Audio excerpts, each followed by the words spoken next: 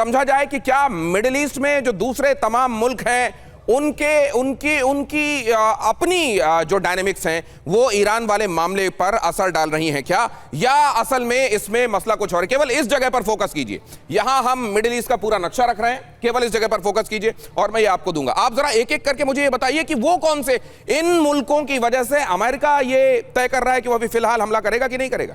जी देखिए, ईरान और येमेन ये दो स्टेट हैं जो अभी भी फंक्शनली आर्म्स इनके पास है। येमेन हूथी रेबल्स की मैं बात कर रहा हूँ।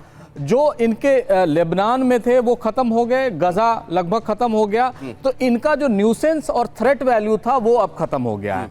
लेकिन इस समय सऊदी अरेबिया जानता है ईरान वीक पड़ गया है, उसके पास एक्सटर्नल करने के लिए कुछ नहीं है, अपने आप को डिफेंड कर ले वही काफी है। यमन में पहले भी आपने देखा था कि जब यमन की लड़ाई हो रही थी सऊदी अरेबिया से, उस समय सऊदी अरेबिया के अरामको के बहुत सारे इन्होंने ऑयल रिग्स को डिस्ट्रॉय किया था। सऊदी अरेबिया ये नहीं चाहता कि यहां से फिर हो। ठीक, इसके पहले भी सऊदी अरेबिया और यूएई की दोस्ती बड़ी अच्छी चल रही थी, अब वो बिगड़ गई है सूडान को लेकर और लीबिया को लेकर, क्योंकि वहां यूएई जो है वो एक रिबल ग्रुप को सपोर्ट कर रहा है जिसको पाकिस्तान JF-17 प्लेन्स दे रहा है। लबोल अब यह है कि ये पूरा रीजन जो है एक दूसरे के सामने आ जाएगा अगर ईरान खत्म हो जाएगा तो। एक अदर को बनाए रखना वो चाहते हैं, एक दूसरा इस समय ईरान ही है जो इनके जो डिफरेंसेस हैं उनको कर्टेल कर पाएगा।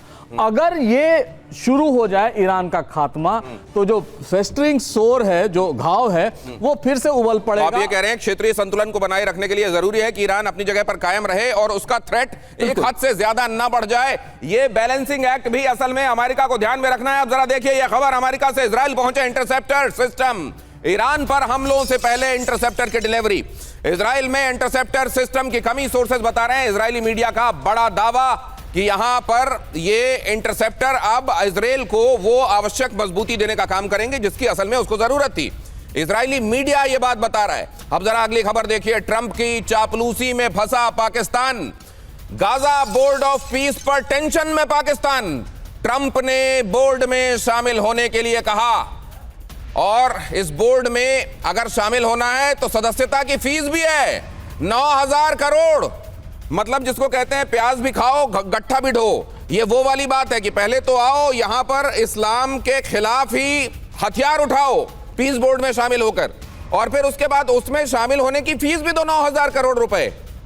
लेकिन मुझको लगता है इस समय मुनीर एकदम हां बोलेंगे, इसके अलावा तो वो कुछ बोल नहीं सकते। इरशाद साहब हां कह दिया है या अभी कहना है? बहुत शुक्रिया दिनेश जी, मैं आपको सुन रहा था। मुझे उम्मीद है कि आप भी मुझे आज सुन लेंगे, क्योंकि सुनते नहीं हैं आप मुझे। पहले तो आप लोग ये कह रहे थे, आपके मेहमान भी कह रहे थे कि अमेरिका और इजराइल मिलकर के ईरान पे हमला करेंगे। आपको क्या लगता नहीं कि हिंदुस्तान और इजराइल ये साजिश कर रहे हैं, जैसे कि 81-82 में पाकिस्तान के एटॉमिक असासों के खिलाफ आप लोगों ने कोशिश की थी, और पाकिस्तान ने उस वक्त भी आपको वो धूल चटाई थी कि आपको अभी तक याद होगी। आप तो बहुत छोटे होंगे दिनेश जबकि मैं बात कर रहा हूँ।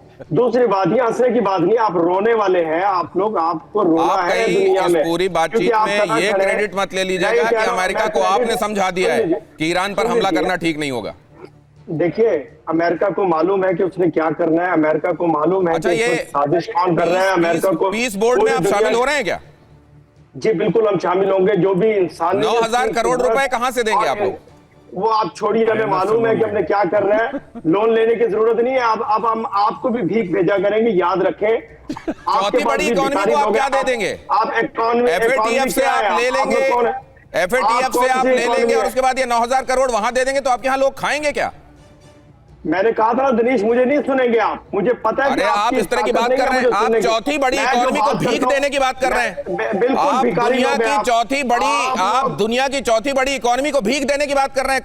कौन ऐसा पागल होगा जो आपको इसमें सुनता चला जाएगा? मैं बता रहा हूं, मैं सुनाऊंगा आपको। मैं आपको कह रहा हूं कि आप इकोनॉमी बढ़ी है। आप सड़कों पे कितने सोते हैं? मैंने उस दिन भी आपके प्रोग्राम में, अरे सड़कों पे सो आप अपने लोगों, अरे हमारा मन करेगा हम खेत में सोएंगे, खलिहान में सोएंगे, सड़क के किनारे सोएंगे, लेकिन गधा बेच के पैसा नहीं कमाएंगे। गधा चाइना को बेच के पैसा नहीं कमाएंगे। अपने यहाँ की जमीन को चाइना और अमेरिका के हाथों गिरवी नहीं रखेंगे। ये 9,000 करोड़ लाएंगे। मेरे को लेकिन एक फिट केस लग रहा है सर, आपका सांप भी मर जाएगा और लाठी भी नहीं टूटेगी। आप ट्रम्प के सामने जाके ये कह देना, देखो साहब शामिल हो सकते हैं, हम 9,000 करोड़ कहां से लाएंगे, हम तो IMF से पैसा मांग के खाना खा रहे हैं, हम 9,000 करोड़ कहां से दे देंगे। तो ट्रम्प कहेंगे ठीक है पैसे नहीं दे सकते तो शामिल मत हो, आपके दोनों काम हो जाएंगे। लेकिन आप बात इस तरह की कर रहे हैं। शुभदा चौधरी, इस बार सिग्नल फ्रीज नहीं होगा मैं समझता हूं। मैं एक बात ये आपसे जानना चाहता हूं कि ये जो कुछ अभी हुआ है, अगर यह समझा जाए कि ट्रंप ने अपने कदम रोके हैं, तो ट्रुथ सोशल पर वो बड़े शान से क्यों बता रहे हैं कि फ्री हवाना, फ्री कैराकस और फ्री ईरान में वो एक बार जरूर विजिट करेंगे? मतलब जल्दी कुछ होने वाला है क्या? नहीं, वो फ्री करेंगे हवाना को और कैराकस को कर ही दिया है, तेहरान को भी, और फिर नॉर्वे और ग्रीनलैंड और सबको, क्योंकि सारे के सारे एप्स्टीन के वर्जिन आइलैंड्स जैसे हैं। ट्रंप को ये चीज जो है याद रखना चाहिए कि पहली बात, यूएस ने शुरू किया था ईरान का न्यूक्लियर डेवलपमेंट, आइजनहोवर ने एटम्स ऑफ पीस के द्वारा शुरू किया था। दूसरा, ईरान का जो कॉन्ट्रा स्कैंडल था जिसमें रीगन एडमिनिस्ट्रेशन ने आर्म सप्लाई किए थे इजराइल के थ्रू इसी खोमेनी के रिजीम को, वो पूरा का पूरा अभी भी क्यों इंपॉर्टेंट है? क्योंकि अगर वो 25% और टैरिफ डाल रहे हैं तो जेपी मॉर्गन क्यों अपनी फंडिंग कर रहा है ईरान को, और क्यों HP ह्यूलेट पैकार्ड्स के कंप्यूटर्स ईरान में क्या कर रहे हैं सैंक्शंस के बावजूद? उसके बाद नेक्स्ट चीज ये है कि वो Abraham Lincoln, USS Abraham Lincoln को लाए, जॉर्डन को जितनी भी फाइटर जेट्स दे, लेकिन इंपॉर्टेंट कुछ चीजें हैं। अमेरिका को 6 से 7 बार B-2 बॉम्बर्स को यूज करना पड़ेगा एक साइट पे, फॉर दोज नतान्ज या इस्फहान पे, अगर वो उसको थोड़ा बहुत भी कुछ भी गड़बड़ी करना चाहते हैं तो 6 से 7 बार, क्योंकि ये 300 से 450 फीट अंडरग्राउंड है, सॉइल के अंदर नहीं, माउंटेन के अंदर। कोई बंगे तोरा बोरा अफगानिस्तान का नहीं है कि वो जब आए और तब अटैक कर दे। नेतन्याहू क्यों चाहते हैं? नेतन्याहू इसलिए चाहते हैं क्योंकि वो गाजा से अटेंशन हटे, इलेक्शन तुरंत हो जाए, उनके ऊपर जो 4 करप्शन केसेस हैं उससे भी अटेंशन हटे। लेकिन जहां तक बात रही कि क्या ट्रंप को शायद सपने भी फारसी में आते होंगे अब, लेकिन अब बात यह है, मुझे ये जानना है कि उनके पूरे के पूरे टीम में, वो मार्को रूबियो हो, JD वैंस हो, या फिर तुलसी गबार्ड हो, जिनको उन्होंने DNI या डू नॉट इनवाइट कर दिया अपने सारे सीक्रेटिव मीटिंग्स में, किसी को पता है कि ईरान कहाँ है मैप में? मैं ग्रीनलैंड और डेनमार्क पे तो जा ही नहीं रही हूँ। किसी को पता है, किसी को यह भी पता है कि अगर वो न्यूक्लियर अटैक उस पर करेंगे तो 1600 किलोमीटर दूर इजराइल है उससे।